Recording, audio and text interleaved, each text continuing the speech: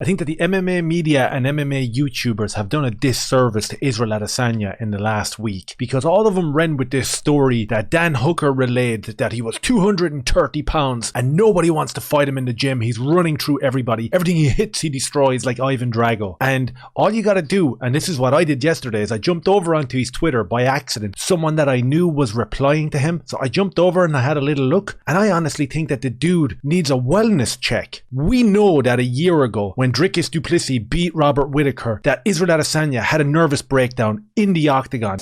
I don't need a 36 and me to know where I'm from. If I do a 26 and me, they'll say I'm from Nigeria. Do a 26 and me DNA test. It'll tell you where you're from. I will show you where you're from. Whatever that means. And the following months, we saw what happened. He got absolutely smashed by Sean Strickland.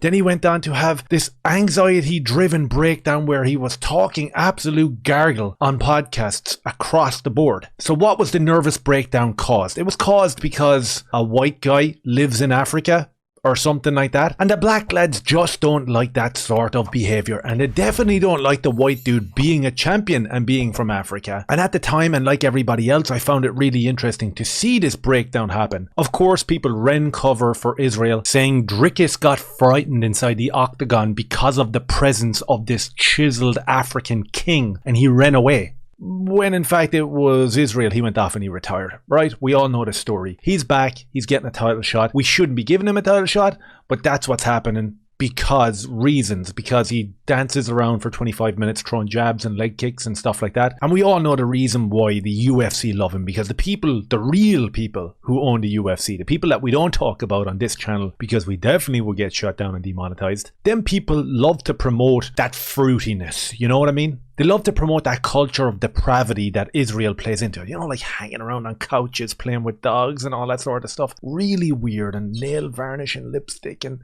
all that type of stuff, right? So we know that the people that are in power in the UFC, not Dana White with his shaky hand, not him, the people that own the UFC, we all know who they are.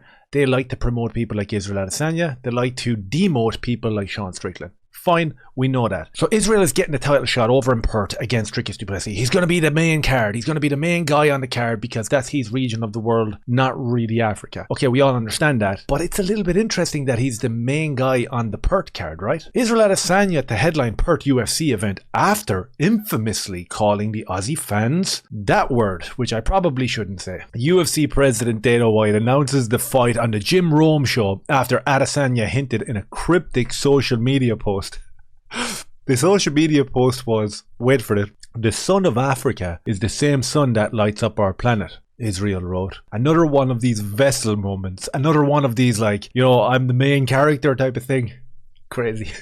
"The sun will set and will rise again until you walk into it. The sun, enjoy it while it shines. Darkness falls when it's gone." Seriously poignant stuff there from Israel, the vessel of God. Adesanya, who's 34 and a former two-time middleweight champion, he wasn't surprised by the reception that Sean Strickland got out in Australia, because obviously everyone out there was going, I think no matter where Israel went, and even if he went over to his beloved Africa, I think they're still going to be shouting for Dricus or whoever it is that's fighting. It's just because of the fruitiness. People aren't into that. It's like this false dichotomy where it's like a conversation to be had, whether we're all into this fruity thing or whether it's like disrespectful to say, no thanks, I don't want anything got to do with it. I think we all know that there is that like silent majority that don't want to wear nail varnish, don't want to bring kids to these parades, and don't want to be like doing weird stuff with each other's arses, stuff like that, whatever. So during this podcast, Israel Adesanya was asked about, was he surprised at the reception that the Australian fans gave him as opposed to Sean Strickland, and he went, nah, they're racist. Cool as that, like, right? And that's why I'm making this video, because when you look at his timeline and you look at the abysmal press conference that he had a couple of weeks ago where he went in on Dricus Du Plessis for calling out the three kings, I mean, he is adamant to keep regurgitating this stuff, right? His timeline is filled with reposts and likes and replies to all these mentally ill black lads from Africa that are throwing hissy fits. Have a look. I respect Dricus. I respect his the part of, say, he represents in Africa, right? I respect the things he's done in MMA. But he's a f***ing he's a fucking asshole for that word that he used, right? If he's a fucking real African and he lived in Africa, he would have never used that fucking word. He's a fucking bitch ass to use that word. Because an African, right, if he raised the poor people in Africa, the way I was raised, the way I grew up with how I go days without food. I have to see my friends eating and I'll be like, hey bro, can you give me 1 teaspoon of your food so I can put in my mouth? That's how I'll survive for a few days until I can get money. So if we get the opportunity to leave that shithole, of course, I'm sorry, I'm not trying to call my country a shithole, but I'm poor. If I can go to America, right, or can go to a different country to make a better life for myself, I'll cut out of my leg to go, right? If he's a true African, right, he would have understood that. That means he's living the comfortable life. His family had the money to feed him every day, so he didn't have to worry about leaving to go and make it. So for him to say he's a true African champion that lived there and he made it, he's a fucking bitch for saying that. I respect what he's done, but he's a bitch for that. Okay, this is actually insane. Let's try dismantle this here for a second, right? So Israel is reposting that, saying, Oga, I hail you. Ola run, he will pay. The Nigerian embodiment of gods or something like that is going to come down and make Dricus play for that word that he said. What is the word that he said again? I don't know what you're talking about, bro. I actually don't know. What is the word? Also, this guy calls Nigeria or Africa, whatever state he was talking about, I think this dude is from Ghana, a shithole. And of course, I chop off my leg to get out of that shithole. Oh, we know, we know they're currently invading every small town over here in Europe. We know exactly what you do to get out of that shithole. But Dricus didn't say that. He didn't say anything like that. In fact, he's extremely proud of where he lives. So let me get it straight. According to Abdul Razak Alhassan, right? This is an MMA fighter, and I have a very interesting story about him in 2 seconds' time. But according to him, you're not African unless you're poor, unless you've had no food and you're black.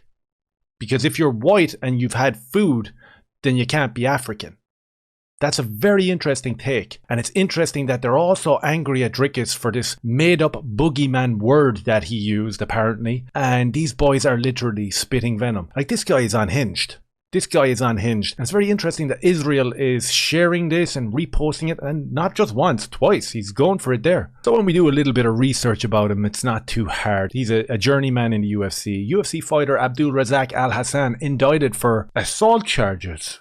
All right, yeah. I have, UFC fighters indicted for 2 alleged assaults. Now, I read into this story, and in the interest of being fair, this is also a headline that's there. 34-year-old UFC fighter cleared of said assaults admitted he thought about revenge against his accusers. Unhinged, but yeah. So look, the story goes, right? I read into it, I did a bit of research. Can't go too much into detail, but he was working in a bar as a security guard. Local celebrity because nobody knows who he is really, and he had a couple of fights in the UFC. I know Joe Pyfer put him down hard, and didn't he get disqualified there recently for elbowing someone into the back of the skull? Something like that anyway. Real celebrity from Africa who's angry and would have cut off his leg to get out of that shithole. So he's working in the States. He comes across 2 young girls, one's 20, one's 22. The story goes that they were so inebriated, just out of their head, that he brought them home to their parents' house. Their parents left them in, and into the house he roamed. So he had consensual interactions with one of the girl, and then allegedly had unconsensual interactions with the other girl, right? So in front of these woke jury members and these judges who are known for letting African lads off across the board over in the States and over here in Ireland, our local judicial system do the exact same thing. You'll have one case where it's a white Irish lad is accused of something. That guy has to be condemned and put to prison straight away. And you have 67 cases of African Mohammeds that are all like just totally balls deep that are getting suspended sentences. That's fine. We understand the way the system works for these lads. This guy seems to have manipulated the system. If you read into the actual story, after he was found not guilty, as he said back there, he wanted revenge on them 2 girls straight away. Normal enough behavior from the local bouncer from Africa. When you read the fine print of the actual case, facts and figures, it was very interesting because Abdul Razak Alhassan's DNA, right? That's the best word that I can use. The DNA that's exchanged during these interactions with women was on both women. He said that he had consensual interactions with one woman and left, but his DNA/juice was on both of them. And that still wasn't enough for the woke juries to go, okay, bro, what's up? He's extremely angry about that, and he keeps on voicing it, and he lost 2 years of his career and everything like that. And this is the guy that Israel Adesanya is deciding to repost to bolster his argument that Dricus is some sort of hood-wearing person from 30s Germany. So as I said about the wellness check, instead of making videos ad nauseum about how he's 230 pounds now of black power and steel from Nigeria / China / New Zealand, instead of making them videos, how about someone puts a little hand on his shoulder and says, bro, listen, let it go. Let it go, man. You've made your money. You've done it all. You don't have to live over in that shithole, as your buddy called it. You can live over here in this beautiful Western world that us white lads built for you. There's no problem whatsoever. You don't have to live over there. You're done. The fight is over. No one's oppressing you, bro. You've got everything that you want. You're a millionaire.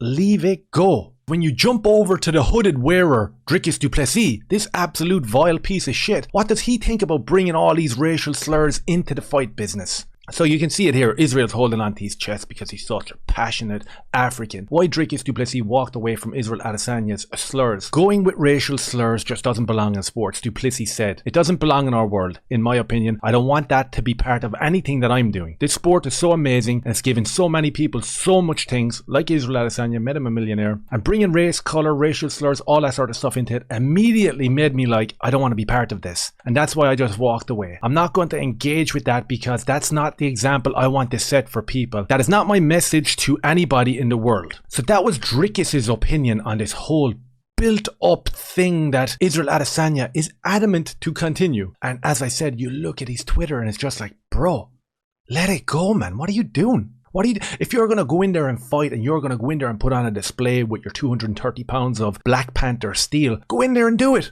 Go in there and do it, and I'm sure everyone will give you the praise that you deserve if you go in there and do it. But keeping this fire lighting and trying to pit people against each other because of the color of their skin, it's disgusting.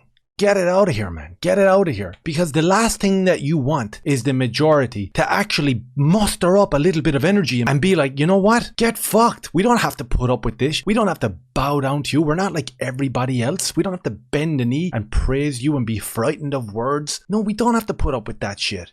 Get out of here. That's the last thing you want. So don't be pushing your luck, bro. Go in there and do your fight. See how you get on with it. And if you win, fair play to you. Off you go. Wear some nail varnish. Go do a dance. Go hang out with some dogs. Or do whatever it is you do. But just stop, man. Just stop.